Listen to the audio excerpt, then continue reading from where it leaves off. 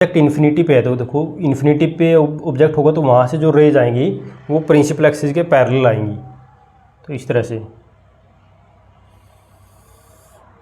ऐसे ऑब्जेक्ट अगर आपका इन्फिनिटी पे है तो वहाँ से जो रेज आएंगी वो प्रिंसिपल एक्सिस के पैरेलल आएंगी। आप ऐसे नीचे भी शो कर सकते हैं कि ऑब्जेक्ट इन्फिनिटी पे है तो वहाँ से जो रेज आ रही है इस तरह से प्रिंसिपल एक्सिस के पैरेलल ही आएंगी ऐसे। अब आपको पता है ये कौन सा मिरर है, ये तो डाइवर्जिंग मिरर है। कनकेव जो होता है वो कन्वर्जिंग होता है, कन्वेक्स जो है वो डाइवर्जिंग मिरर होता है। डाइवर्जिंग मिरर का काम होता है कि बीम को डाइवर्ज कर देगा। तो इस पे ये जो रे है मिरर के ऊपर पड़ने के बाद ये डाइवर्ज हो जाएगी इस तरह से। इसी तरह से ये जो रे है ये भी क्या करेगी, डाइवर्ज हो जाएगी इस तरह से। तो ये इधर जाएंगी, तो ये जो रे है ये इधर तो मीट नहीं हो सकती, डाइवर्ज कर रही हैं। और आपको पता है कि इमेज कहाँ बनती है, इमेज वहीं पर बनती है जहाँ पर रिफ्लेक्टेड रे मीट करती हैं, मिलती हैं। इधर तो मिल नहीं सकती, तो हमको ऐसे लगेगा कहाँ पर मिलेगी ये, अगर इनको बैक ड्रॉ करोगे अपने ऐसे डॉटेड लाइन से बनाना है इस तरह से। ओके, ये डॉटेड लाइन से मैं बना रहा हूँ इस तरह से। तो हम देख रहे हैं कि ये इस पॉइंट पर मिल रही है जो कि आपका फोकस है। तो इमेज कहाँ पर बनी है, फोकस पे बनी है, वर्चुअल बनी है, इरेक्ट बनी है और हाईली डिमिनिश्ड बनी है। अब चलते हैं सेकंड केस के लिए। तो सेकंड केस के लिए रे डायग्राम देखिए, कॉन्वेक्स मिरर, ये आपका कॉन्वेक्स मिरर। अब कॉन्वेक्स मिरर में ये प्रिंसिपल एक्सिस, यहाँ पर ये है पोल। तो अब इसमें क्या होगा, कॉन्वेक्स मिरर आपको दिख रहा है। अब ये जो सेकंड केस है इसमें हमने ऑब्जेक्ट को एक फाइनाइट डिस्टेंस पे रखेंगे कि ऑब्जेक्ट अब बहुत दूर नहीं है, इन्फिनिटी पे नहीं है, बल्कि एक फाइनाइट डिस्टेंस पे है। मान लीजिए ऑब्जेक्ट यहाँ पर है, पोल से जो दूरी है निश्चित दूरी है, सेंटीमीटर हो सकती है, कुछ मीटर में भी हो सकती है, लेकिन फाइनाइट है। तो यहाँ से क्या होगा, यहाँ देखो, अच्छा ये पोल मैंने यहाँ पर बनाया तो यहाँ पर कहीं ना कहीं क्या होगा, इसमें फोकस होगा और यहाँ पर कहीं ना कहीं इसमें सेंटर ऑफ कर्वेचर होगा।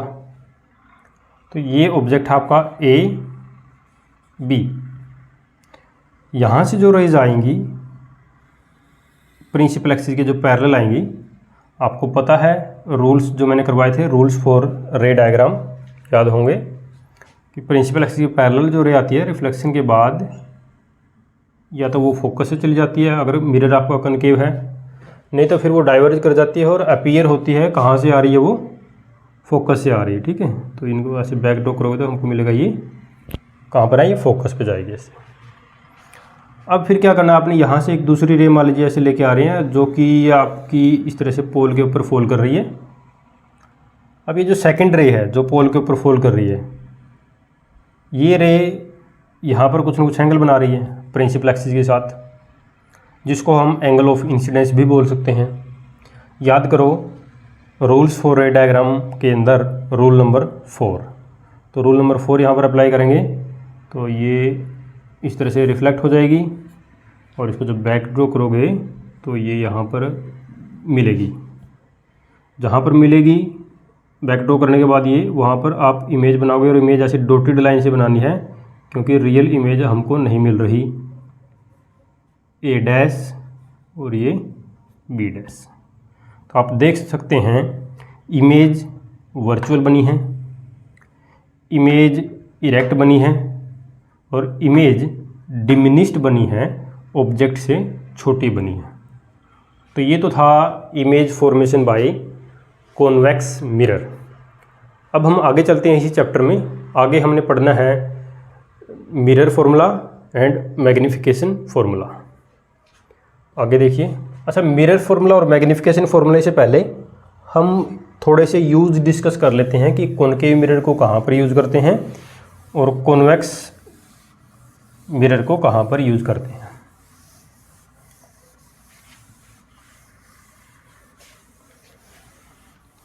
कॉनकेव मिरर का जो यूज़ है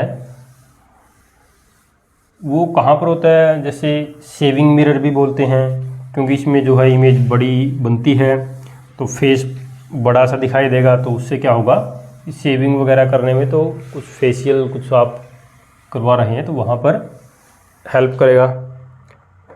तो लिख देते हैं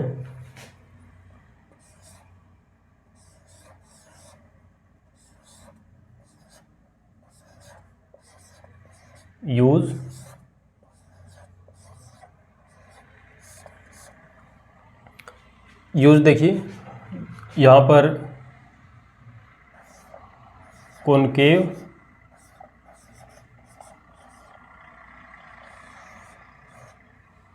mirror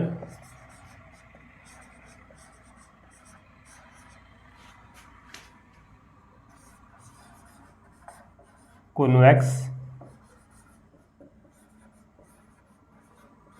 mirror.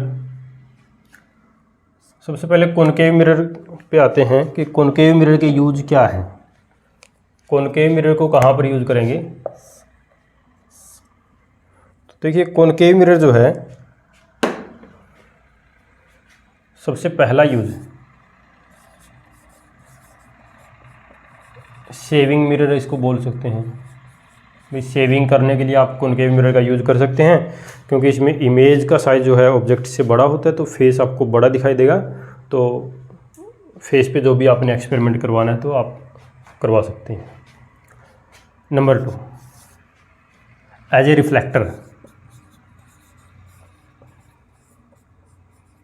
As a reflector कहाँ पर? जो गाड़ियाँ होती है, गाड़ियों की हेडलाइट होती है, तो हेडलाइट में रिफ्लेक्टर के तौर पे हम इनका यूज़ कर लेते हैं। रिफ्लेक्टर क्या होता है? जैसे आपने देखा होगा, जो कोई गाड़ी है, मोटरसाइकिल है, तो उसकी जो आगे की जो लाइट होती है, जहाँ पे वो बल्ब लगा होता है, उसके पीछे एक कनकेव शेप में, एक कनकेव टाइप का एक मिरर लगा होता है। उसका काम होता है कि बल्ब से जो लाइट जा रही है वो उसके ऊपर पड़ने के बाद फिर वो आगे चली जाती है सामने की तरफ। तो रिफ्लेक्टर के तौर पे हम इनका यूज़ करते हैं। और कई बार आपने सुना होगा कि जैसे व्हीकल जब थोड़ा पुराना हो जाता है तो कई बार हमको उसके रिफ्लेक्टर चेंज करवाने पड़ते हैं, क्योंकि गाड़ी की जो लाइट है, जो गाड़ी की जो बीम है, वो थोड़ा सा कम हो जाता है। अजय रिफ्लेक्टर के तौर पे भी इनका यूज़ करते हैं इन व्हीकल्स।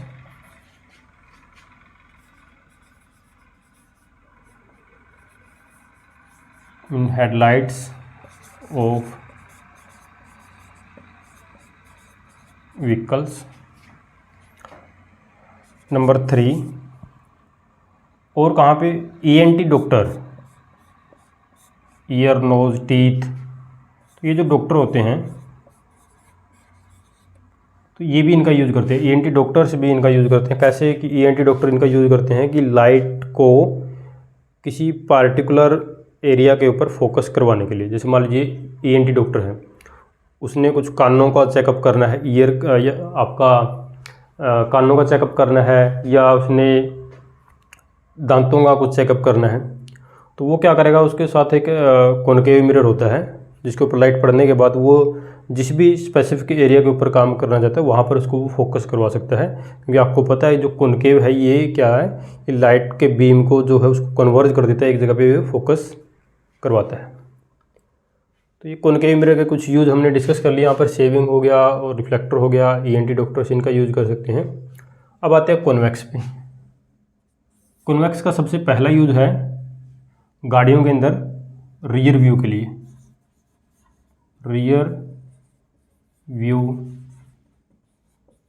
मिरर, गाड़ियों के अंदर रियर व्यू के लिए आप कॉन्वेक्स मिरर का यूज़ करते हैं। आपने देखा होगा कोई आपकी गाड़ी है तो गाड़ी के साइड में जो मिरर जो लगा होता है, जो शीशा लगा होता है, वो कॉन्वेक्स होता है।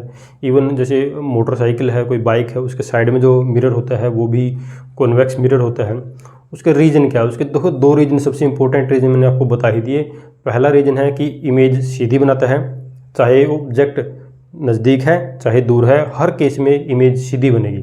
अब जैसे मान लीजिए आप गाड़ी लेके जा रहे हैं, आपके पीछे कोई दूसरी गाड़ी आ रही है, आप रियर व्यू में देखो, रियर व्यू मिरर में यानी कि कॉन्वेक्स मिरर जो गाड़ी के साइड में लगा हुआ है, उसमें जब आप देखेंगे तो जो गाड़ी पीछे आ रही है वो गाड़ी आपको उस मिरर में बिल्कुल सीधी दिखाई देगी और उसका साइज़ थोड़ा सा छोटा दिखेगा। और छोटा साइज़ दिखने का फ़ायदा ये होता है कि जैसे सड़क के पीछे उस गाड़ी के पैरेलल में अगर कोई दूसरी गाड़ी है वो भी आपको दिख जाएगी, यानी कि फील्ड ऑफ व्यू बढ़ जाता है। आपको पूरा रोड दिखाई देता है, रोड के आसपास के पेड़ भी आपको दिखाई देते हैं। तो ये फ़ायदा है कॉन्वेक्स मिरर का। सबसे पहला सबसे इम्पोर्टेंट क्या है कि इमेज इरेक्ट बनती है। अब पीछे गाड़ी आ रही है, आपको गाड़ी सीधी ही देखनी है, तभी आपको समझ में आएगा कि पीछे कौन सा व्हीकल है। अब मान लीजिए अगर आप कनकेव लगा देते हैं तो उसमें तो क्या होगा कि गाड़ी के टायर आपको ऊपर दिखेंगे और छत उसको नीचे दिखेगी, तो वो तो कन्फ्यूज़ करेगा ड्राइवर को। तो इसलिए कॉन्वेक्स मिरर लगाते हैं जिसमें इमेज बिल्कुल सीधी बनती है और जो इमेज है वो छोटी बनती है, जिससे फील्ड ऑफ व्यू बढ़ जाता है, ज़्यादा एरिया आपको दिखाई देता है। दूसरा पॉइंट इसमें होगा कि सिक्योरिटी मिरर।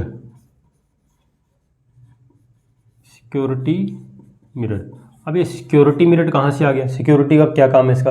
तो सिक्योरिटी मिरर इसलिए होता है, जैसे मान लीजिए आपके कोई शॉपिंग मॉल है या कोई ज्वेलरी शॉप है, वहाँ पर क्या होता है, बहुत कीमती चीज़ें रखी होती हैं और जो ओनर होता है वो क्या करता है, बस हर जगह क्या गर्दन को ऐसे घुमा के तो पूरे उस पर ध्यान नहीं रख सकता, तो क्या करता है जैसे एक जगह छोटा सा एक कॉन्वेक्स मिरर लगा लेता है। अब उस कॉन्वेक्स मिरर में आपको पता है जैसे इमेज छोटी बनती है, तो जो बहुत बड़ी दुकान है उसकी छोटी इमेज बनेगी, तो इसका मतलब ये हो गया कि छोटे से कॉन्वेक्स मिरर के अंदर बहुत बड़ी जो पूरी दुकान है वो उसमें विजिबल होगी।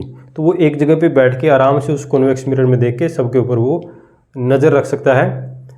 ठीक है, तो इसलिए हम इसको बोलते हैं सिक्योरिटी मिरर। तो ये कॉन्वेक्स मिरर के कुछ जो है यूज़ हो गए जो मैंने बता दी। बाकी आप और पढ़ने हैं तो बुक से आप पढ़ सकते हैं, इतने सफिशिएंट है आपके लिए। तो ये हमने यूज़ डिस्कस कर लिए हैं। अब चलते हैं आगे। नेक्स्ट जो हमारा टॉपिक है वो है आपका mirror formula and magnification formula.